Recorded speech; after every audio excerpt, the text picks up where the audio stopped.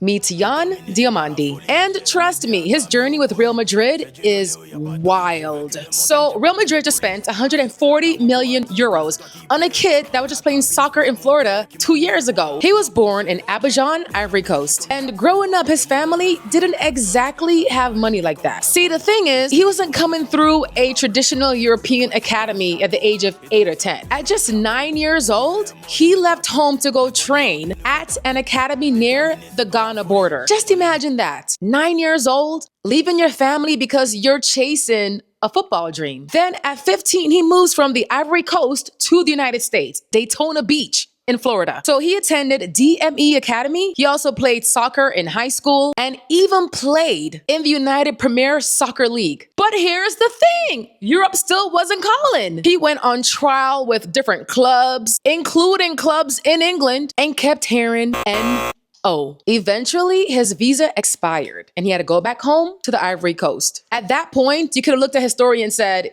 yeah, maybe football isn't his thing. But this is where the story takes a turn. Jan had somebody in his corner, his younger sister, Roxanne. She was convinced from childhood that he was going to become a professional footballer. She said, my brother's going to be the best in the world. He described her as almost his personal agent. And then finally, in 2004, the Spanish club Leganés gave him a chance. Then a few months later, this 18-year-old kid makes his La Liga debut against Real Madrid. Think about that. The kid who's playing football in Florida, who had been rejected by clubs, who had literally gone back home because his visa expired, is now making his professional debut against Real Madrid.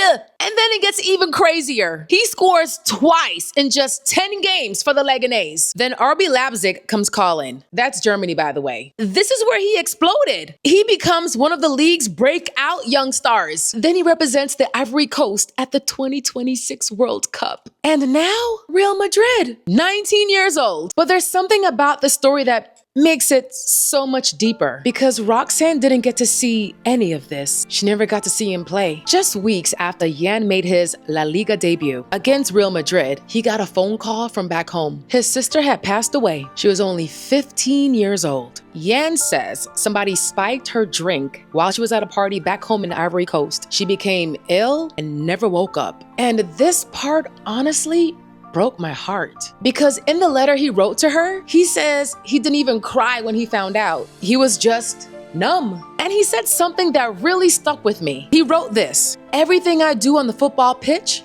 it's for you. So when you see this kid walking into Santiago Bernabeu in a Real Madrid jersey, you're not just looking at a 125 million euro football player. You're looking at a kid from Abidjan who left home at 9, moved across the world, got rejected, had to start over, found his way from Florida to Spain to Germany, made his World Cup debut, and somehow made it all the way to Real Madrid. And somewhere in all of that, he's still carrying his little sister with him. Roxanne believed in Jan before the world knew his name. Now he's making sure the world knows hers.